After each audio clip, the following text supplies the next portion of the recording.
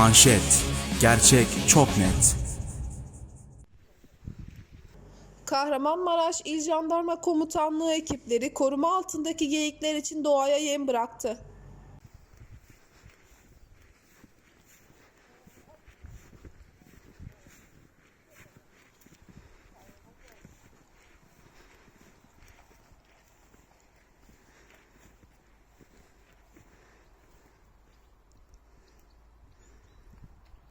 Gerçek çok net.